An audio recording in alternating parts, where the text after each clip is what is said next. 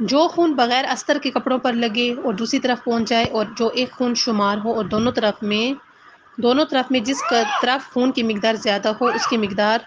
اس کے مطابق حکم لگایا جائے گا۔ لیکن اگر کپڑے کی دوسری طرف الگ سے خون آلودہ ہو جائے تو ضروری ہے کہ ان میں سے ہر ایک کو علیحدہ خون شمار کیا جائے۔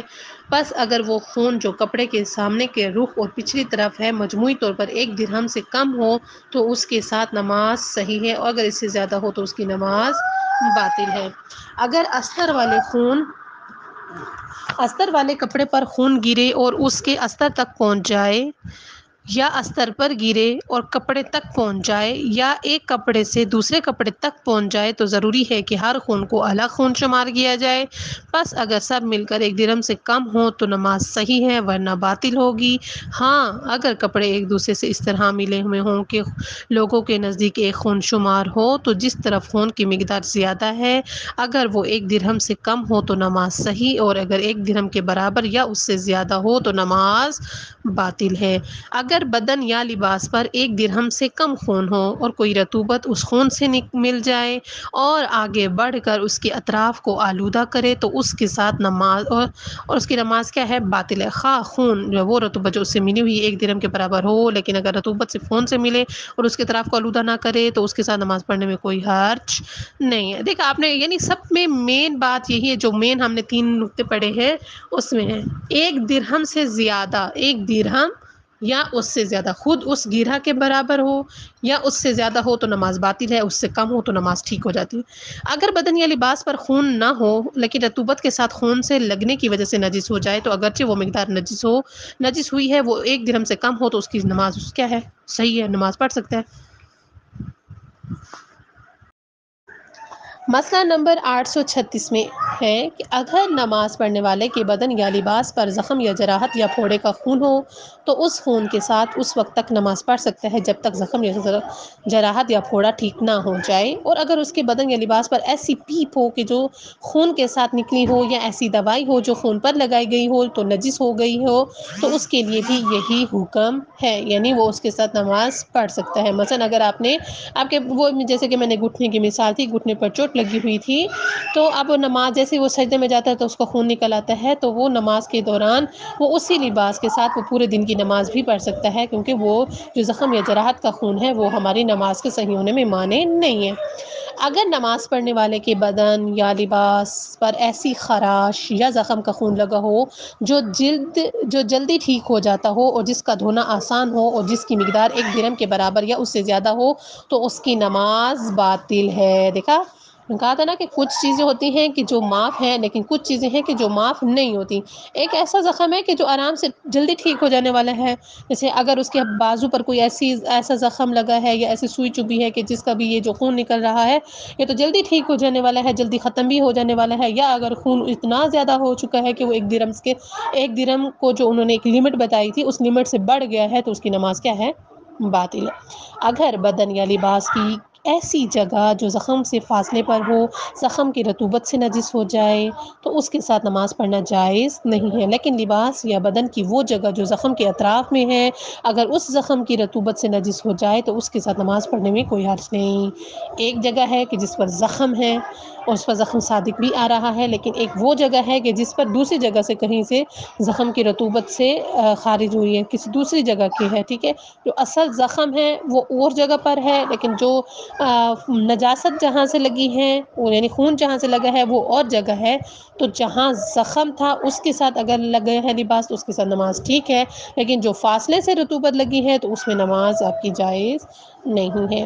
اگر کسی شخص کے بدن یا لباس کو بواسیر آپ کو پتہ ہے کہ ایک بیماری ہے، اس میں بھی بلڈ نکلتا رہتا ہے، یا اس زخم سے کہ جو منہ اور ناک وغیرہ کے اندر سے خون نکل جائے تو اس کے ساتھ نماز پڑھ سکتا ہے، اس بات سے کوئی فرق نہیں پڑتا کہ بواسیر کے مسے باہر ہوں یا اندر ہوں۔ اگر کوئی ایسا شخص ہے کہ جس کے بدن پر زخم ہو وہ اپنے بدن یا لباس پر ایسا خون دیکھے کہ جو درہم سے زیادہ ہو اور وہ یہ نہ جانتا ہو کہ یہ خون زخم کا ہے یا کوئی اور خون ہے، تو احتیاط واجب یہ ہے کہ اس خون کے ساتھ نماز نہ پڑھے۔ اگر کسی شخص کے بدن پر چند زخم ہوں اور وہ ایک دوسرے کے ساتھ اس قدر نزدیک ہوں کہ ایک زخم شمار ہوتے ہوں، تو جب تک وہ زخم ٹھیک نہ ہو جائے اس کے خون کے ساتھ نماز پڑھنے میں کوئی حرج نہیں۔ لیکن اگر وہ ایک دوسرے سے اتنے دور ہوں کہ ان میں سے ہر زخم ایک علیحدہ زخم شمار ہوتا ہو اور وہ زخم ٹھیک ہو جائے، تو ضروری ہے کہ نماز کے لیے بدن اور لباس کو دھو کر اس زخم کے خون سے پاک کرے۔ اگر کوئی نماز پڑھنے والے کے بدن یا لباس پر سوئی کی نوک کے برابر بھی حیض کا خون لگا ہو، اب یہ دیکھیں نا، یہ حیض کا خون ہے، اس میں زخم کا بھی خون نہیں ہے، نہ ہی اس پر حیض کے خون میں نہ تو درہم اس میں لاگو ہوگا، نہ ہی کوئی بھی شرط اس پر لاگو ہوگی، یہ اس کا اپنا ایک منفرد حکم ہے، ٹھیک ہے۔ اگر نماز پڑھنے والے کے لباس پر زخم بدن یا لباس پر سوئی کی نوک کے برابر بھی اگر حیض کا خون لگا ہو تو اس کی نماز باطل ہے۔ احتیاط واجب کی بنا پر نجس حیوانات مثلاً سور، مردار اور حرام گوشت جانور نیز نفاس اور استحاضہ کے خون کی بھی یہی صورت ہے، لیکن کوئی دوسرا خون مثلا انسان کے بدن کے خون یا حلال گوشت حیوان کے خون کی چھینٹ چاہے بدن کے کئی حصوں پر لگی ہو اور ان کی مجموعی مقدار ایک درہم سے کم ہو تو اس کے ساتھ نماز پڑھنے میں کوئی حرج نہیں ہے۔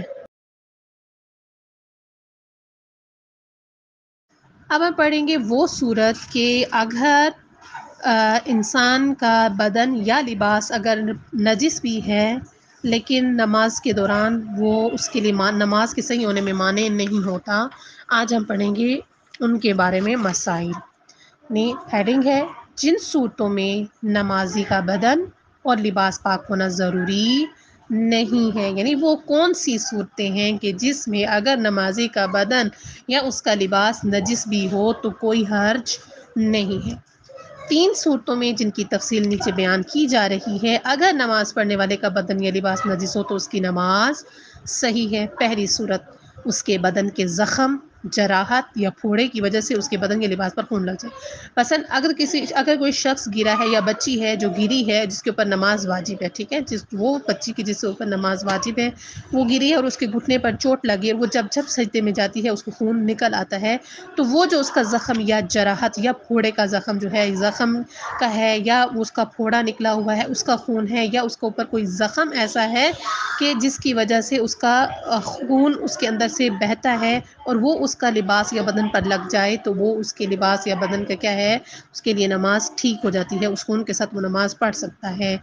اس کے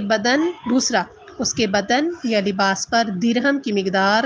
سے کم خون لگے۔ اب درہم کی مقدار کیا ہوتی ہے؟ ہر کوئی اپنا انگوٹھا اٹھا کر دیکھے تو انگوٹھا کا پہلا جو پورشن ہے کہ جہاں لائن لگی ہوئی ہے، لائن لگا کر وہ حصہ اوپر والا حصہ علیحدہ کر دیا گیا ہے کہ جس کے پیچھے ناخن لگا ہوتا ہے، اس سرے سے لے کر نیچے اس لائن تک اس حصے کو کہتے ہیں 1 درہم،